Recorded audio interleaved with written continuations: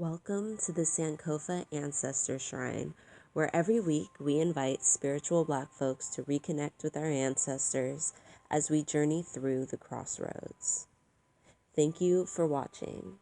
Please consider donating through patreon.com/Sankofa Shrine.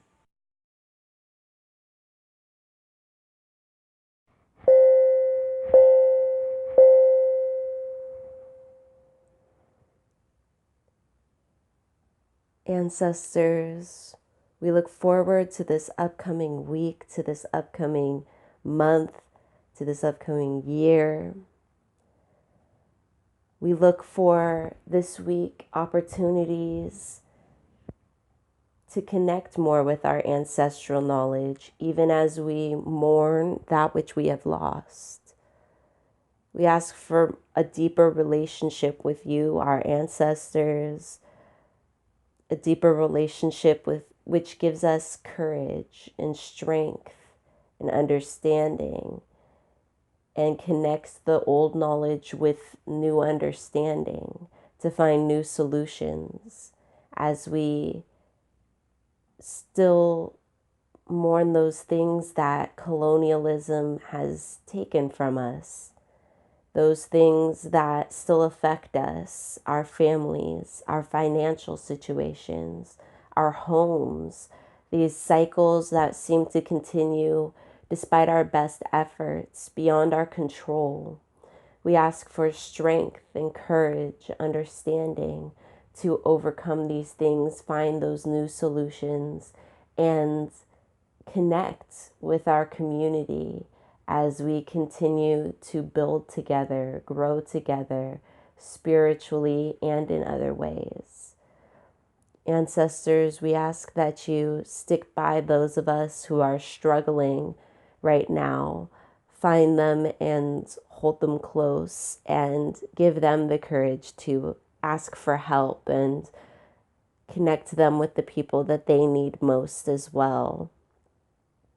This week, we look at all of our different journeys as a people, individually and collectively, and we celebrate this perseverance, and we look forward to the amazing future that we know is in store as we reconnect with our ancestry and our indigenous ways. Thank you for being in our lives, ancestors, and thank you for guiding us back to our traditional customs. Ashe.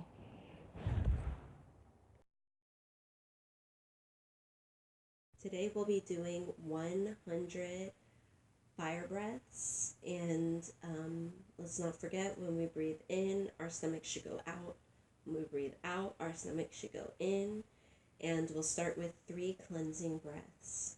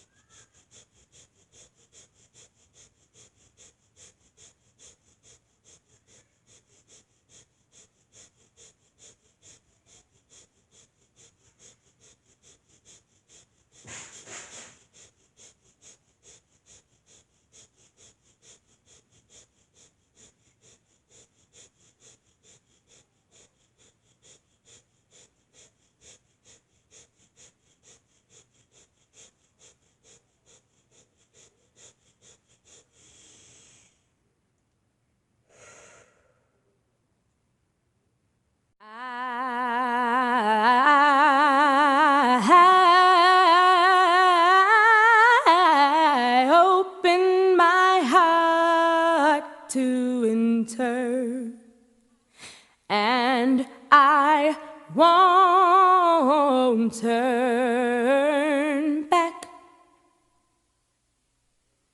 I will go, I I shall go to see what my life is going to be.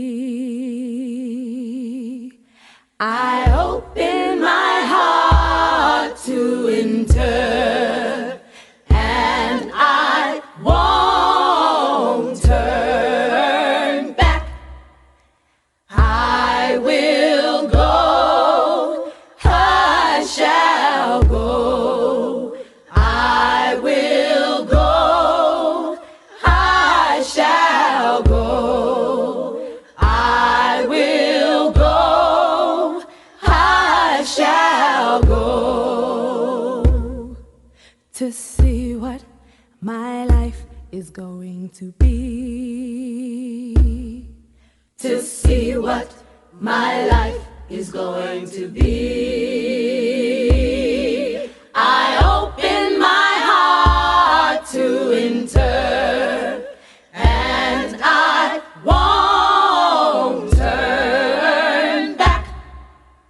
I will go, I shall go, I will go, I shall go, I will go, I shall go, to see what my life is going to be. To see what my life is going to be.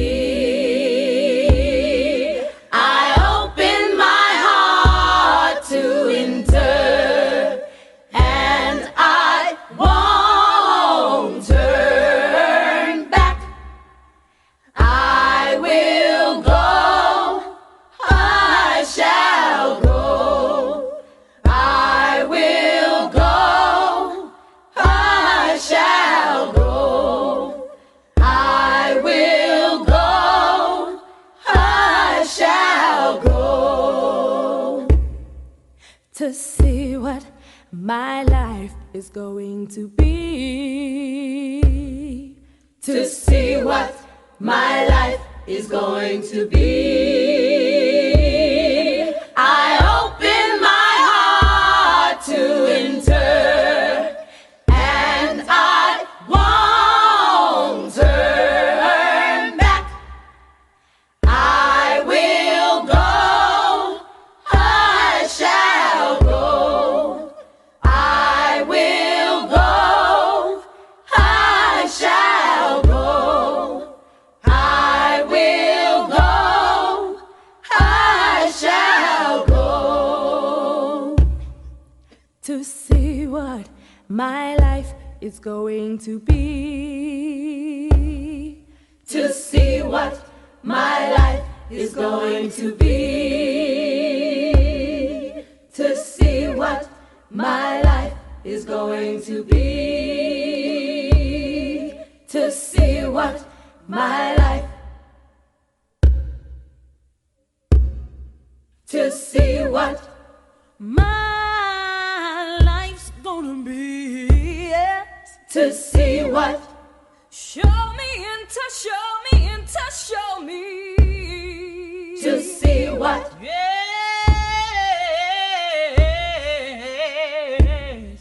To see what my life, what's it gonna be? What's it gonna be? To see what my life, what's it gonna be? What's it gonna be? To see what my life, what my life is gonna be. To see what my life is going to be.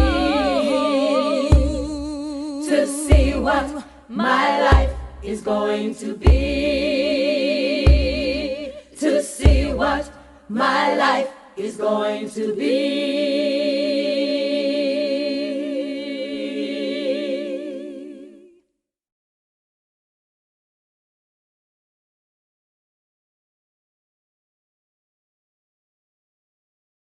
Hello, it's Tatami. Welcome back for another Ancestor Monday. Today, well, first, I hope you're having a great week. I hope your week was wonderful and productive and all those wonderful things. Mine definitely was. You can see down, oh, don't want to block the camera, down below that the altar has been cleaned off. The whole room has been really cleaned and redone finally. But here, how do I switch here? Oh, I can't even switch to show you while I'm recording. But I redid all of the altar behind where this camera is. So I'll start revealing bits and pieces of that as time goes on. But I just finished all this yesterday, just the cleaning off part, and I'm very excited. And I did my nails, getting better at the poly gel. Notice I'm showing you the left hand. Because doing the left on the right is not the same. It's not the same, but I do my best. I'm getting better at it. The girls make it seem easy on these YouTube streets, but it's not. Today, we are going to read and discuss from, this book is called To Love and Mourn in the Age of Displacement by Palaez Lopez. Not sure if I said his middle name correctly, but he is an Afro-Indigenous gentleman who I've been talking about, and I kept saying I was going to read some of his poems, and then I read another one, and I was like, oh, I should do that one too. But at any rate, there's so much similarity and connectivity between, just the nature-based religions of indigenous people around the world. And so I think he offers a really beautiful insight as somebody who has African heritage as well as Native American heritage, indigenous heritage. It's wonderful to read. So at any rate, I wanted to talk about this topic about loving and mourning because I really enjoy his perspective, which gives mourning a place, which returns to a time and a place and a mindset, a tradition in which we gave space for the uglier parts of life, right? I think we always sense a need for these things, but we still, I don't know if it's embarrassment or like laziness or fear, but one of the most popular posts I ever put up on Spiritual Black Girls was a head washing ceremony done by a woman to, I'm not sure if it was her brother or her family. It was by, I know that I'm not sure if it was a coven. I know the sisters had a page, and I found it on Facebook, I believe. But it was a very beautiful ceremony in which they honored the return of this soldier from a place of battling, wherein they recognize that there is an inherent harm, even if they come home and they have a smile on their face, right? There's an inherent harm that comes from going to war in the first place. And so I think ceremonies in which we mourn losses of innocence, in which we mourn losses of different things, or when we seek to heal those things because we recognize that a damage has been done, and we seek to sit in it and feel those emotions, much in the same way that mindfulness, right? There's a lot of, that's a really popular topic nowadays in the, not just spiritual, but most people who are thinking about using their mind to overcome different things and stretching the powers and the limits of their minds and their self-discipline are talking about. And in mindfulness, you really sit in your feelings and accept them for what they are. And that can really aid with addictions that you may have. A lot of people have noted that they were able to overcome their addictions through that, through sitting and recognizing these feelings, negative, positive, what have you, not trying to push them away, not trying to scold them, but recognizing them for what they are, sitting in them, thinking about how exactly they feel and how that's affecting you, how that's affecting your heart, how that's affecting your mind, how that's affecting your body in general, and really really coming to find a way to connect with ourselves, and connect with these emotions that in this Western society we are urged highly to push away, to subdue, to not burden others with. And then it's, it gets to this escalation point because you don't burden others with your problems, but then it's like you get to this point where your whole life is out of control, or some people committing suicide, and then people will be like, well, why didn't they say anything? We could have helped while that, but it's, you're so trained not to get that help. And you're so trained that when you are asking for that, for people to see you as needy, as doing too much. So I do think, finding those ways to reclaim ancient tradition, because I think to myself all the time, people always talking about the benefits that they got from Christianity, from this religion where you're kind of the superior being over the planet. And I can't help but wonder where the benefit might have been if indigenous religions had been able to take that stronghold around the world, if nature-based, therefore, religions with that fundamental respect for the environment they were around, because they saw themselves as a part of it and not as necessarily the one in domain over it. And that seeing yourself not quite as in domain over it, even when you own it, is such a fundamental, concept, because, people laugh now and they'll, it's kind of mocking in history books where they'll be like, and they gave it up 700,000 acres for a conch shell. They'll be like, they traded it for a few blankets and a pot. It was nothing. And it's because the indigenous concept, the tribal concept, was you can't leave with the land. The land's going to be here. When you go, the land will be here and it will be ours. You never really can own the land. And so, there's such a disconnect with those two mindsets. And I think reclaiming a different mindset will be such an instrumental part of healing the earth and finding ways to make healing the earth a part of our natural daily habits and lifestyle. So our natural daily habits and lifestyle aren't only about depletion, they are also about giving, growth, sustainability, etc. So anyways, I hope you enjoy this poem by Palaez Lopez. I really did. I hope I do it justice with my reading here, and we'll discuss it right after you hear.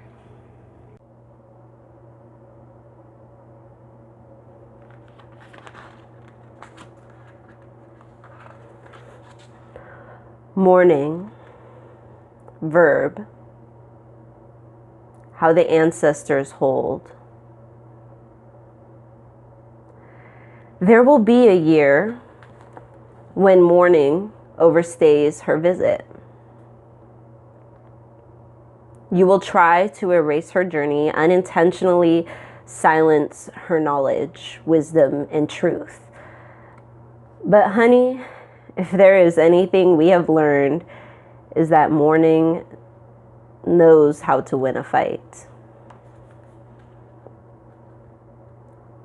Mourning will overstay. That is a fact.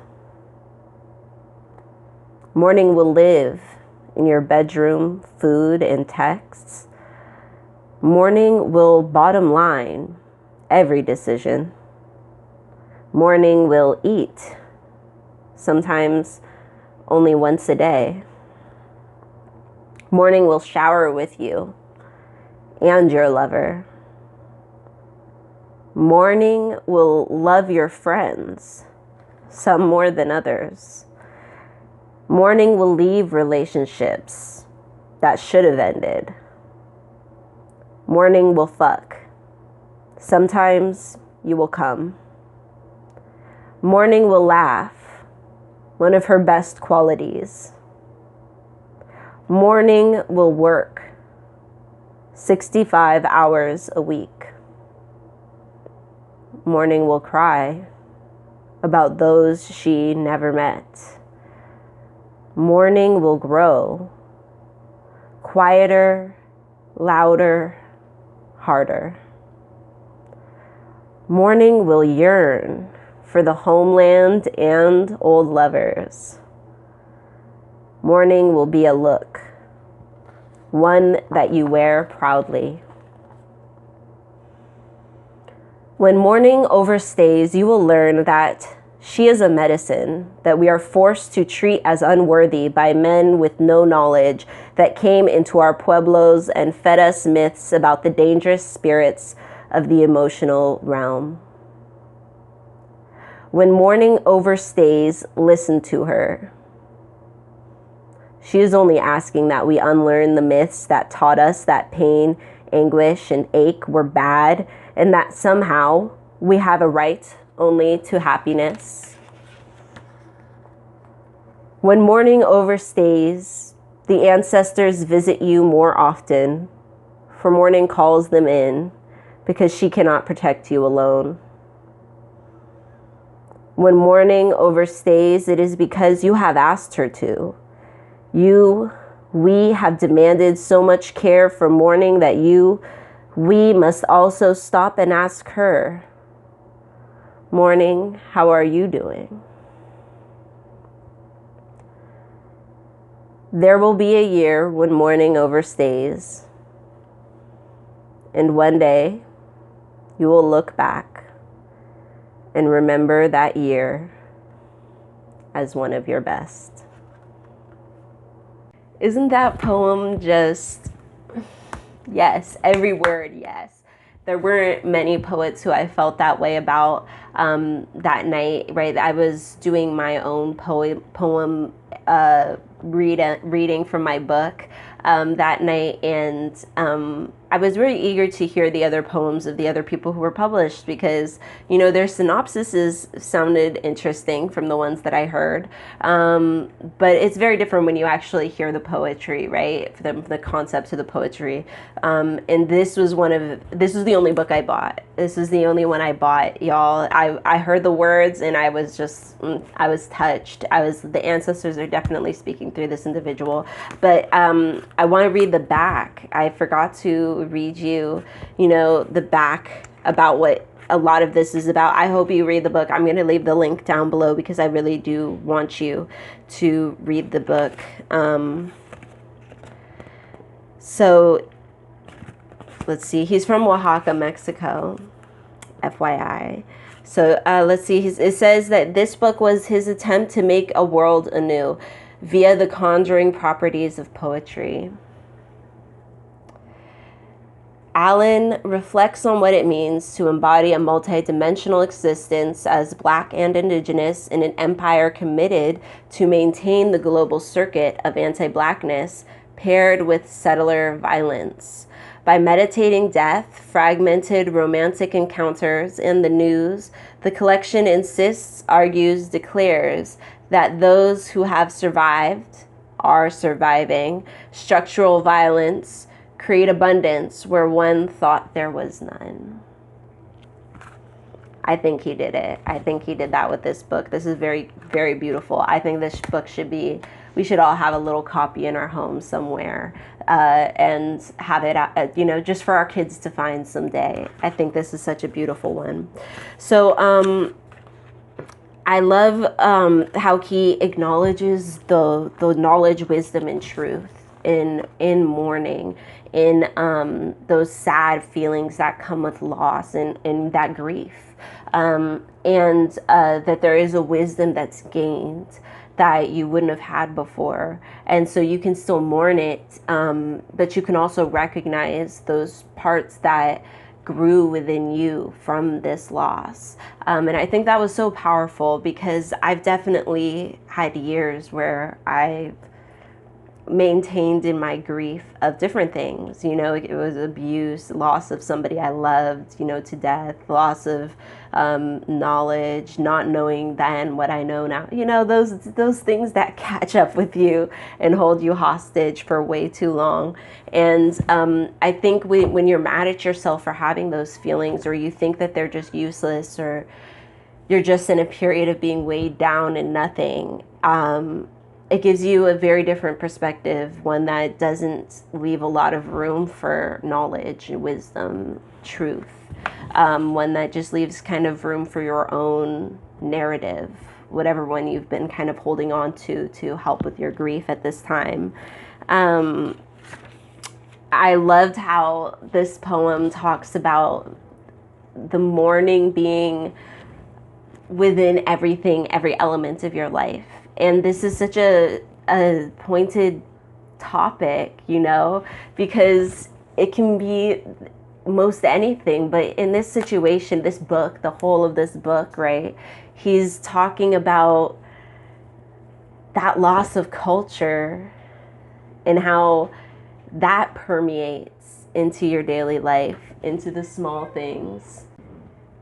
It's like it's in the air that we breathe. It's like it's unavoidable. Every time you start to do something else, you recognize another way in which your culture, religion, existence has been decimated, desecrated. And this can be so hard. And it's a hard thing to face. But he goes on to point out how these people who came into our traditional lives, who came into our traditions, our religions, our belief systems, these same people fed us myths. And I think his use of the word myth is such an important one, because the word myth, you know, it really does imply fake, right? So here he's using the word myth because they came in and told us they knew our religion better than we did, and their religion was the, you know, religion that understood all religions, even when it didn't understand so you know, it goes into being able to recognize these falsehoods, these absolute lies, these lies that just because they came from somebody of religious, spiritual importance of another group does not mean that those words did not come from a white supremacist standpoint, from a colonialist standpoint, bigoted, prejudiced, etc. And that's obvious, right? But then it can be not obvious when we are looking for the specifics, when we don't even know which ones they are. So for example, you know, the one of the mainstays of thriller type movies, right? Scary movies is zombies, the zombie apocalypse, blah, blah, blah. But that comes from a place of anti-Black religion, anti-Black African traditional religion, Haitian voodoo. Okay, they were scared and they took their fear, their loss, to an African traditional religion, to a religion which in that moment in time was able to absolutely overpower, and scare the shit out of people. But that's what war is. I'm like so confused, you know. They will use the most heinous of tools in warfare and then put a whole horror genre out on one person's like revolution. It's absurd to me, but I digress. Being told, you know, these myths, these non-truths, which they'll put that on our religions. They do this to Native people's religions in America. They do it South America. They do it in Africa, Australia. All of our religious stories, all of our trickster spirits, all of our ancestors, all of this is just myths. It's just tall tales, folk stories, fake. Despite the fact that we have oral tradition, this was something very serious to us, held in very high esteem by us.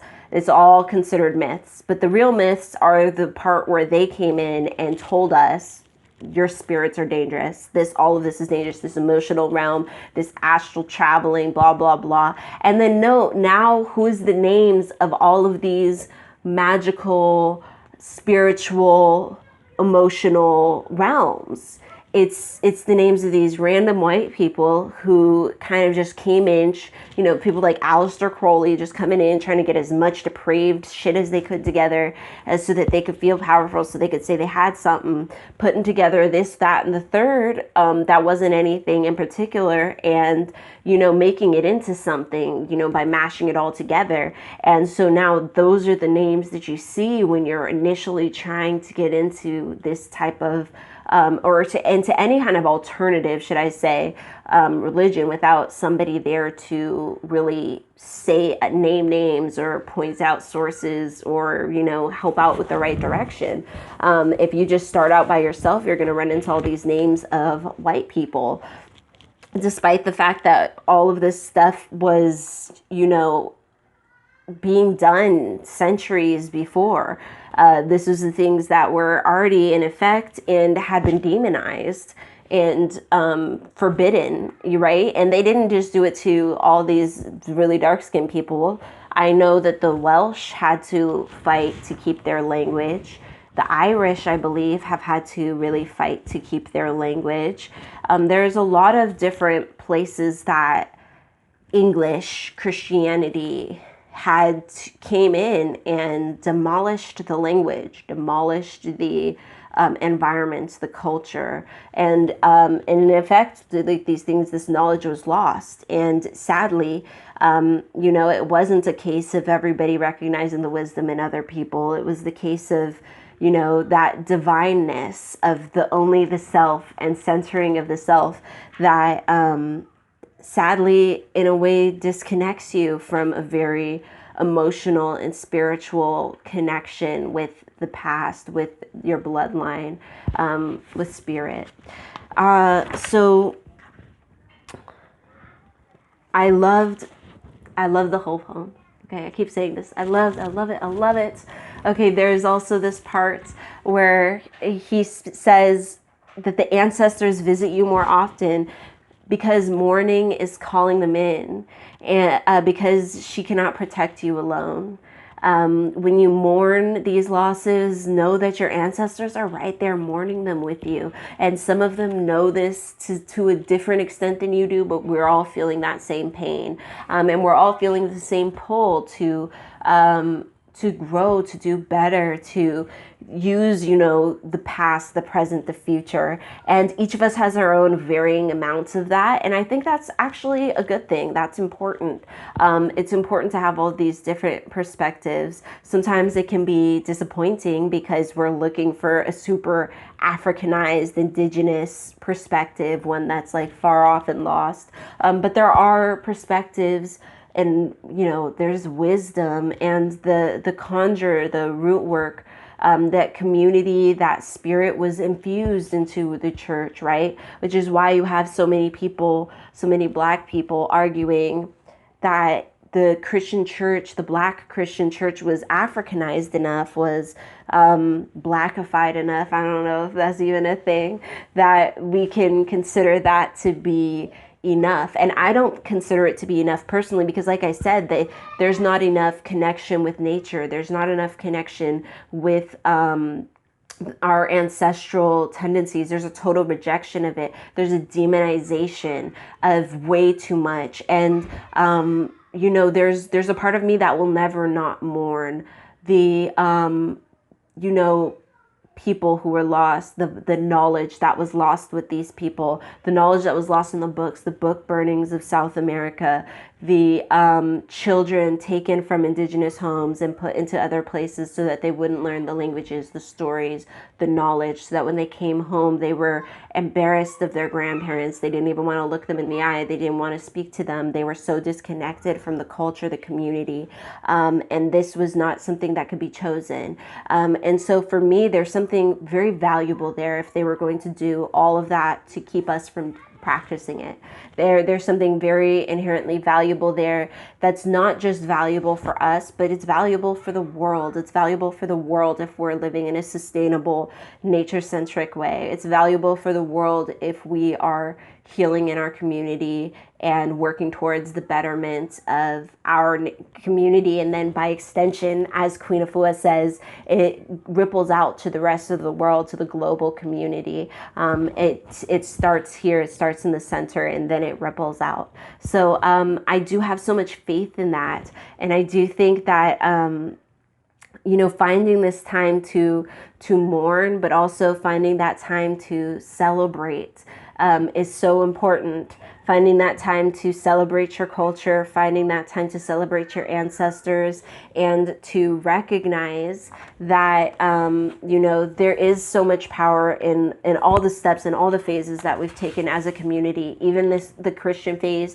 even though many of us don't understand it or don't like it. There was a power to it, and a lot of that power was Africanized, and it was bringing that old tradition with us, even as we did other things. So, for me, I will not be condoning or reaching out to that, but I do have a lot of respect for those ancestors of mine that were highly Christian, who do respond with, Christian overtones of thoughts and advice. I do think it's all important. It's all part of our history. I also think that, our ancestors, deities, spirit aren't making, mistakes with who they reach out to. We may not always understand who those people and things are, but it's not really my place to, call out this, that, and the third as a fraud or as not right, or to question, because, I'm certainly not a goddess of any, power. I'm a goddess to myself in my life, in my house, but that's about it. And, I think it's important to just make the best decisions that we can as we move forward. So finding that time and that energy to love and to mourn in this age of displacement, it's valuable. It's necessary, and the duality of that, the both sides, loving and mourning, is so important. So I highly recommend you to get this book to support this person. You can also check out my book, Apricity, while you're there, and see if it's something you would like or something you would love to donate to your local library, local school, a child that you may know, or teen, should I say. It's more appropriate for teens, preteen to teenage, young adults, that type of thing.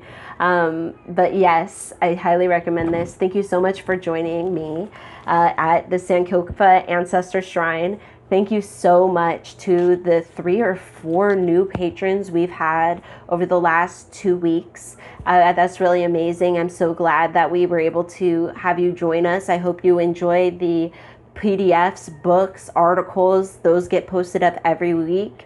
And, just add some supplementation and some intrigue, some interest into your spiritual journey, just like these Monday videos do. And, just keep you interested in your ancestors, with them on the forefront of your mind. And, yes, I'll see you next Monday. May your ancestors and spirit guides be with you at every crossroads.